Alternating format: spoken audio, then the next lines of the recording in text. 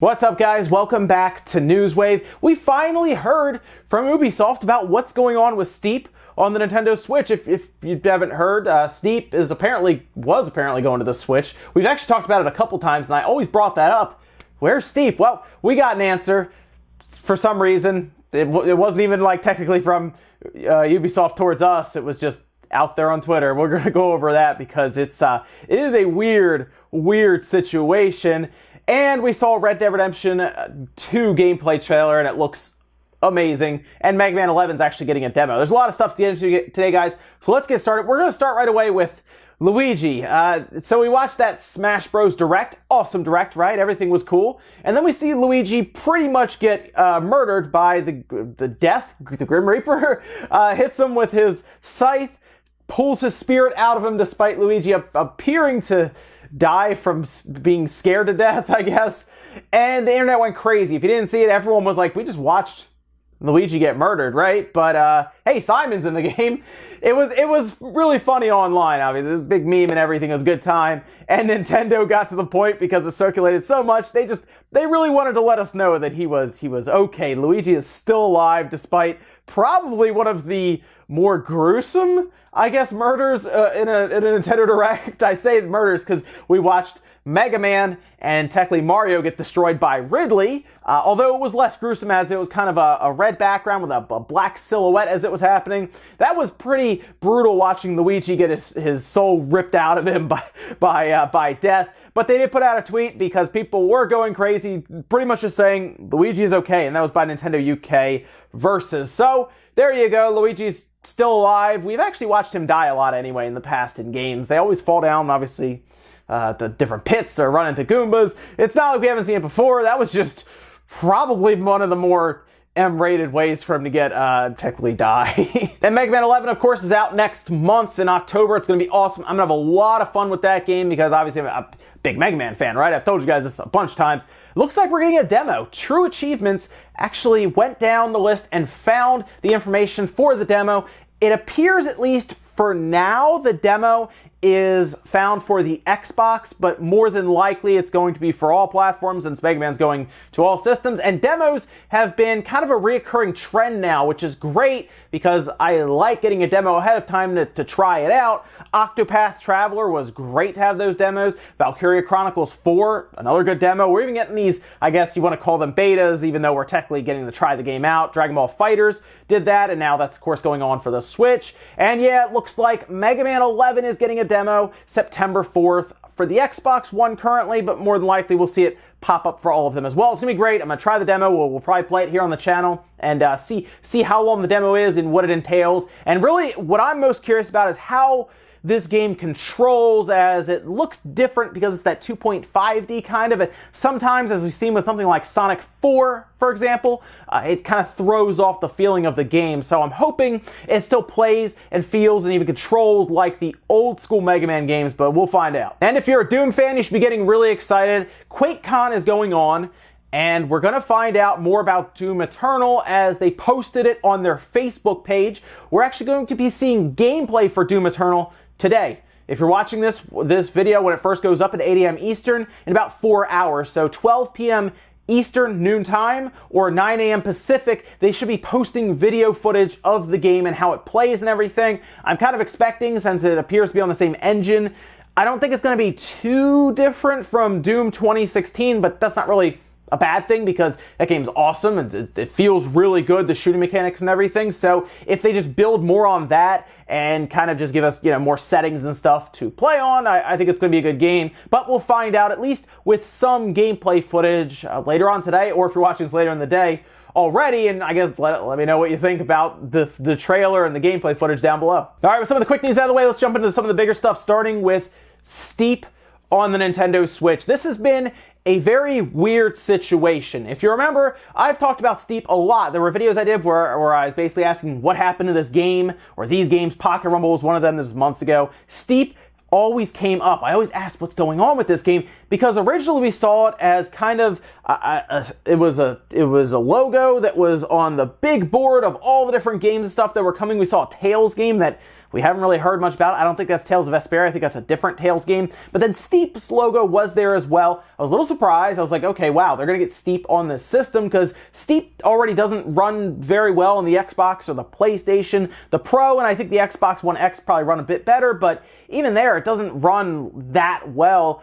And they were going to bring it to the Switch. Okay, that sounds good. And then we hear that there are problems. IGN France actually reported that there were issues in the background, and Nintendo actually had to step in and help out. And they were convinced, IGN France, that it probably wasn't even going to come out. Well, on Twitter, in response to a question essentially about, Steep on the Switch, where is it? They said this: "Hey, we are wholly dedicated to supporting the live game and made the decision to stop Steep development on the Nintendo Switch platform to focus on bringing new live content and challenges to Steep players instead. We'll have more exciting news to share soon." That's from Steep's actual Twitter. That's from the Twitter account they put out to put updates and everything. In fact, this is in a reply to their first tweet, which is mostly just talking about Steep as it exists now on all the platforms other than the Switch. And this is weird, because we've heard prior to this, in October, for example, that they were still working on it. And it seemed like they were just having some trouble, but we didn't really hear that it was like outright canceled or just development was stopped. When development stops, that's kind of it. Like the game, that's it. It's pretty much done. I don't know if they're going to pick it back up, mostly because what's the point? I mean, I feel like Steep's time has it's come and gone. If they were going to release it, it would have been during the Winter Olympics. That would have been a great time, as they put out their DLC and update and everything. That would have been a good time to drop the Switch version and say, hey, look, here's Steep on the Switch as well. It's going to release with the extra DLC included in the package. You buy it for full price, because trust me, they would want full price for it. And that would have been that. And obviously the Winter Olympics would have helped kind of push it along more so than if it came out, like right now, randomly. So I don't think there's any money left for it. I don't think there's any reason to do it. I mean, the game itself, people are, in between about it. Some people really like it. Some people are like, it's okay. But it's weird. And honestly, if they brought it out and it was a very poor port of it just to push it out the door, I don't even think it would have been worth doing. Like, why? Why do that? The weird thing to me is that they seem to have been very quiet about this, and I think they were hoping people were going to forget about it. The only problem is it's still on Nintendo's website, and on a lot of places you could have even pre-ordered it still. So what's with that? Why could we still pre-order it and everything? What they should have done was just done a formal announcement. Listen, Steep, we were talking about it obviously a while ago.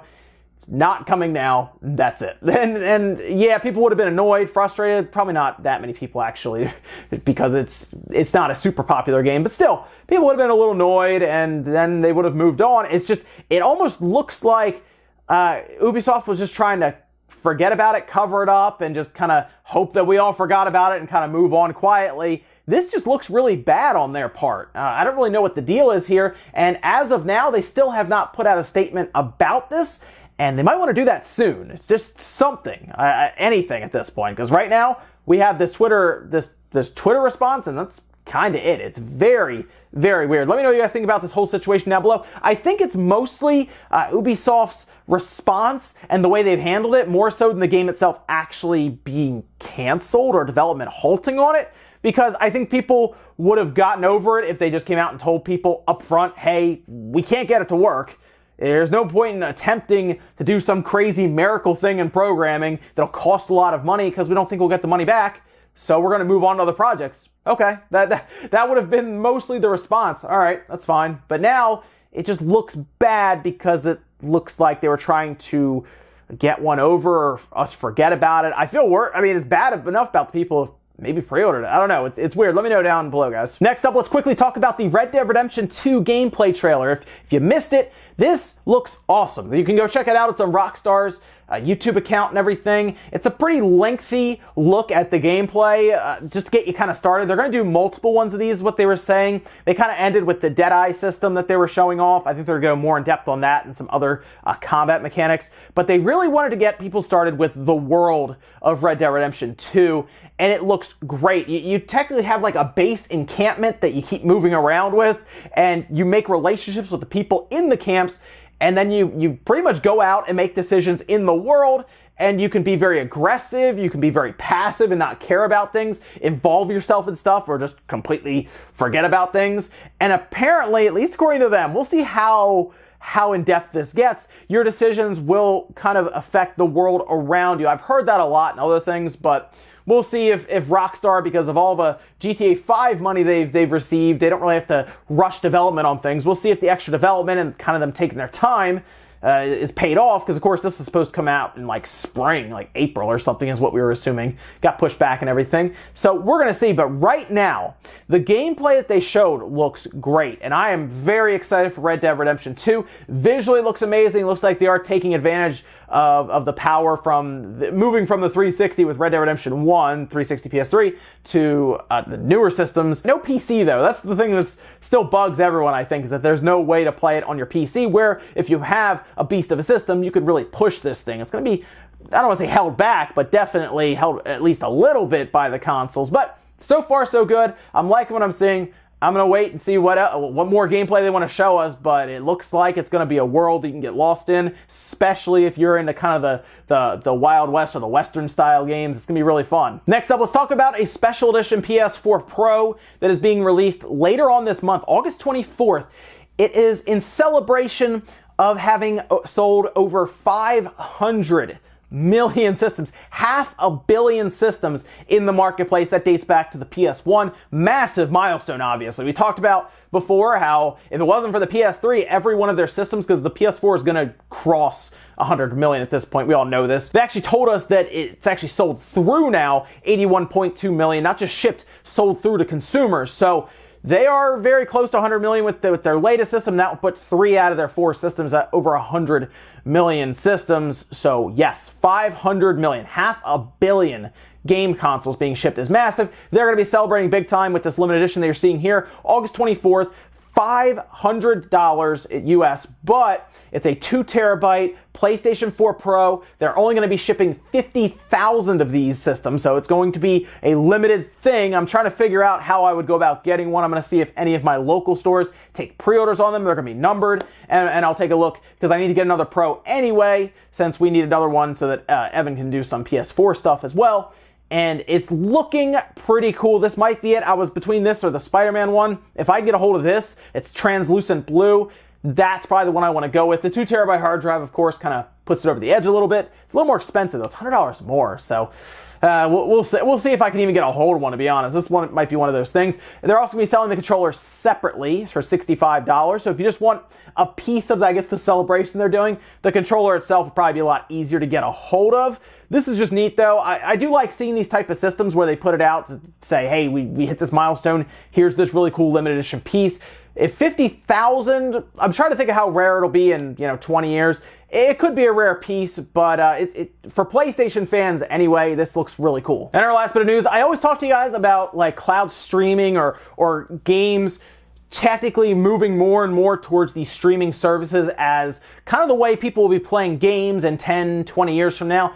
And there are a lot of people who aren't that interested in that. I understand, because right now, at least the technology we know streaming games as, it's not the best, right? It's much better to have physical media in front of you or download it to your hard drive to play locally. I get it. But it doesn't seem like a lot of the big companies are thinking that same way, and it makes a lot of sense because it's a way for them to make more money. With the latest example, after Ubisoft talking about it, the latest example being EA now, where they sat down with GameIndustry.biz talking more and more about how game streaming services is the future, and part of that them saying, the console as it exists today and your TV in 5 years' time, people will still have them, I imagine, just out of retro sentiment. They look good, but in 10 years, they will be in one of the other devices you have. It could be that the console actually exists in the smart TV, or the next PlayStation just exists on your phone, and that then pushes the experience to all different screens you have access to. And that was VP of Strategic Growth, Matt Bilby, talking with GameIndustry.biz. And this is a strategy that I think a lot of these companies want to take for a few reasons. One, they can do it themselves. They don't need game console manufacturers, while they do say PlayStation. They don't need that. They have their own storefronts like EA does, right, with Origin. Ubisoft has their own. So it's not like they need these companies. And at this point, I think Microsoft's the only one who could even pull it off with their current servers. Possibly Amazon, possibly Google. But we know Microsoft, at least rumor-wise, they're working on a streaming console. And this means that they could eliminate the retail front, which has been a problem for them because it's 55% or versus like 70%. It's a massive difference there when you sit down and think about it. But I don't know how much the consumers really want to go towards that mentality of streaming games. If it saves a lot of money, yeah, they might do that. But if it's still the same pricing and everything and you just don't have your system, you always need your internet, what happens if your internet goes down? Can you play the games you've purchased then? I guess not. That's kind of where we are right now with that issue. It's right now Comcast and other companies that are providing these things to us, the internet, they're just not reliable. They're just not good enough. And in a lot of places, they don't really need to because they're a monopoly. So I see this as, of course, the big companies want us to go to streaming. It makes them more money, but we're just not anywhere near. Even 10 years from now, I just don't know if infrastructure is going to be there. But let me know, guys, down below. What if you didn't have to buy a system? What if you just had to buy the game because everything is streamed to your computer, to your smart TV, which is something that they even theorize. Oh, it'll be built in your smart TV. I mean, that's one big roadblock that you can get out of the way of, right? You don't have to worry about buying a $400 system, a $500 system every console cycle. You just sign into your account and you start playing. I don't know. Let me know if that's good enough for you guys down below to do streaming games. And guys, that's where I'm going to leave Newswave today. Thank you so much for tuning in. Make sure you guys like the video if you liked it, dislike it if not. Let me know what you think about everything we talked about today, whether it's Steep canceled on the Switch. Is that an issue for you, or do you just not really care? I just don't think a lot of people care, to be honest. Still, it's weird the way Ubisoft went about this. What about streaming games? EA seems happy about it. And then what about Red Dead Redemption 2 down below? Thank you so much, guys, for watching, and I'll see you Monday morning, 8 a.m. Eastern Time for Newswave.